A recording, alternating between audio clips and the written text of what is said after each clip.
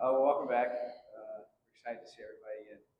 I was just sitting down and thinking that it didn't feel that long ago that we had our first Thursday speaker, and now this is our last for the semester. But um, yeah, I really do believe that this has made a lot of dividends in the fall. There's just been a tremendous positive impact that these have had, not just for the speakers and what they've had to say, but in general, how it's changed the community and the way we take care of, support, and respect our guys, and the way that we also work to cultivate our faith. I'm really excited that Francis is going to be speaking today for us all, so please welcome Francis.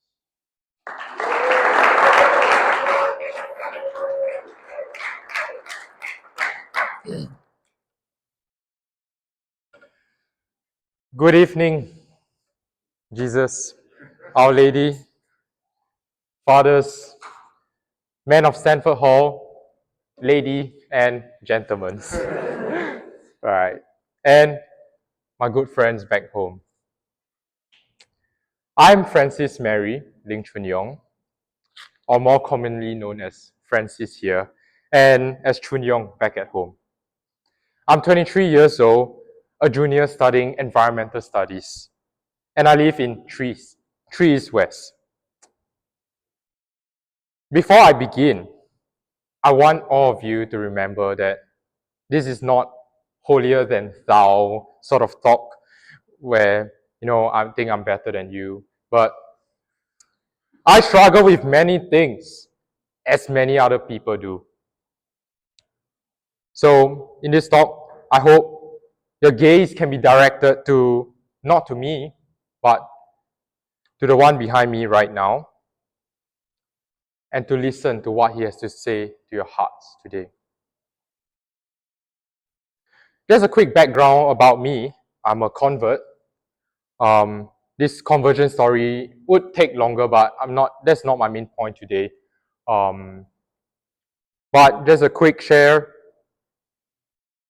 I was always chasing identities in girls, academics, prestige, just like any normal 17, 18-year-old man would at a point of time. And I realized there was a lot of emptiness in my heart. I realized how restless my heart was. And, I tried to search for truth in philosophy and things of the world. But by the grace of God, which I can share more in my conversion story in detail, I was searching for a person, and the person is Jesus Christ, who is both love and truth. I have journeyed with him for 3 years, and I was baptized on April 7, 2027. So it's about a year and a half now. And ever since then, it's been an amazing time. And now, my real talk. I'm going to talk about my ongoing conversion here in Notre Dame. I will be sharing about how the Lord was present with me through all the struggles in my time in the US and in Notre Dame. It all started exactly 1 year ago in 2024, when I was in my sophomore fall semester, when I began applying for study abroad. I heard from all my upperclassmen about the wonders of Notre Dame. They shared the joys they had in America, and more importantly, how they encountered the Lord in Notre Dame. After receiving application results, when I began applying for US visas and housing and everything, there were a lot of hiccups. I recall I tried getting accommodation at Sacred Heart Parish Center, but the seminarians are using it. I tried off-campus housing, but they were trying to rip me off, and obviously they don't want to give me a single semester stay. But I entrusted myself to the providence of the Lord and decided to stay on campus. And I remember when I received the results that I'm staying in a double room in Stanford Hall. I felt a sense of relief and apprehension. Why apprehension? Living with another person in the same room is going to be challenging. Let me caveat, Jack has been a good roommate. go wish him happy birthday tomorrow. It's his birthday, all right? I'm just a more private person, despite my blatant extroversion that you clearly see. Anyways, there were a lot of fears and worries coming over to the US. 4 months in a new country with people I don't know, and no one else from my home university coming with me. And the thing about me is that I have an emotionally sensitive heart, just like Saint Teresa of the Child Jesus. I recall attending Assumption Mass before flying over, so that was August 15. I cried a substantial amount. Oh boy. And I entrusted everything once again to our Lord and Our Lady.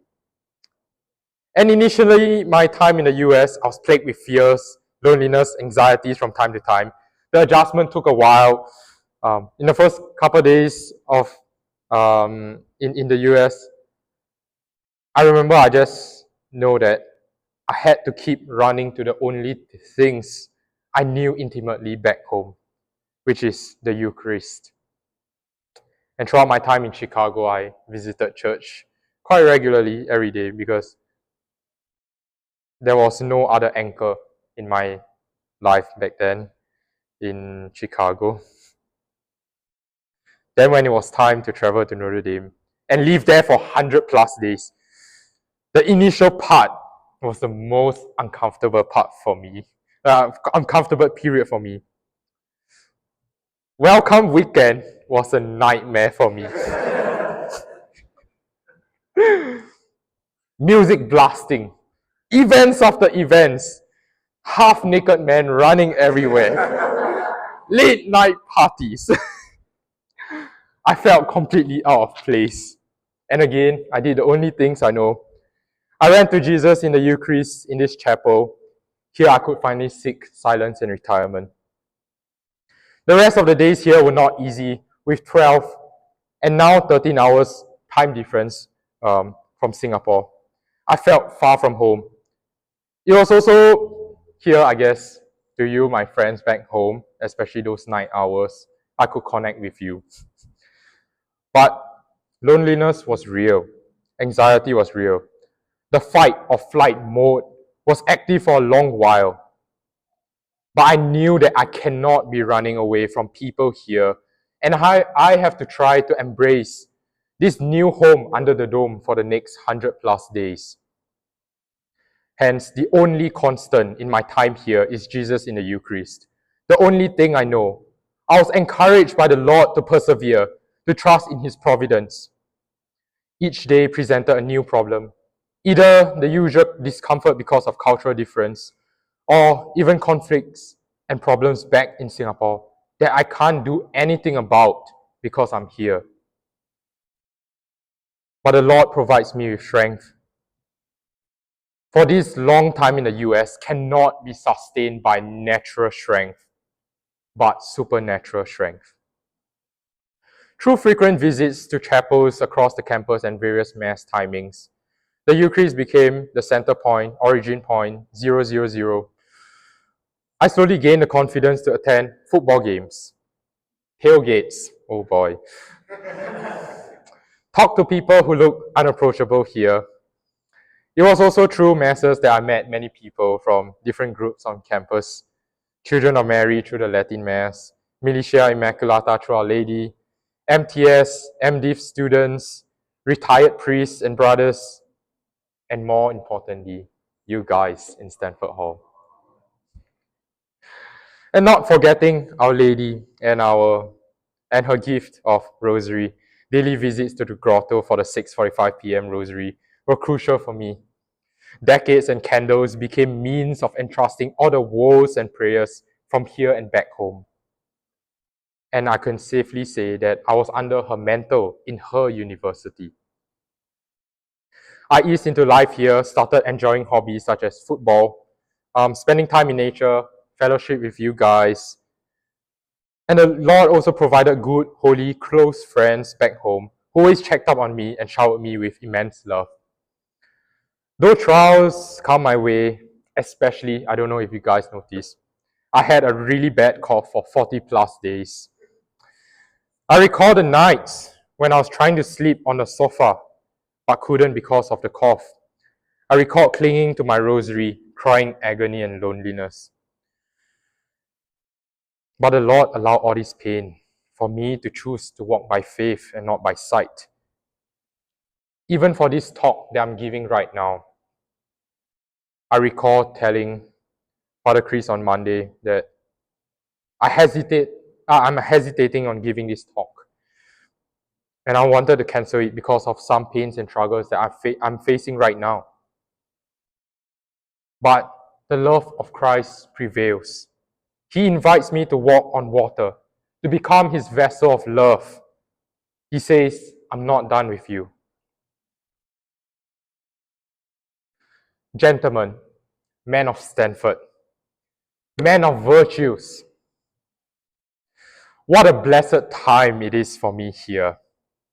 And here I have presented the wonders of His work in my life. And I give praise to Him, for He is good and His love endures forever. I, Francis Mary, a struggling disciple of Christ, beg you, my brothers, embrace Jesus more, embrace Notre Dame more. The church is visible here. This is a bountiful place. Do not waste it. Frequent the sacraments, events, talks, formation, and fellowship, and especially here in Stanford, where we have daily masses. Don't waste your time chasing things that don't last. Don't chase grades. No one will remember what your GPA is on your tombstone. Don't chase girls for the sake of chasing or impure desires. Don't chase money. Nothing will last, only Jesus. Open your eyes to the men around you. They are all images of Jesus, all waiting to love you. Get your phones away. Get away from the unrealities of the world. Enter into the true reality where it is beautiful. Don't be afraid to make mistake here. Well, if you do, just run to the sacraments, run to the staff team here, which are amazing. Run to Jesus. And all you who all have the privilege to study theology here, imbued into your curriculum. Don't forget what you're studying is about a person, not mere concepts to grapple or write about, or a mere grade to achieve. Jesus is a person waiting for you to encounter Him. Especially in this season of Advent, where we prepare our hearts for the infant Jesus. Let's all make good confessions and return to Jesus in the manger. We are left with 20 days to Christmas. And I challenge you, spend 20 minutes with Him each day till Christmas. 20 minutes for 20 days doesn't even add up to a day. He is here with us, God with us, Emmanuel. Will you allow yourself to encounter Him? Thank you.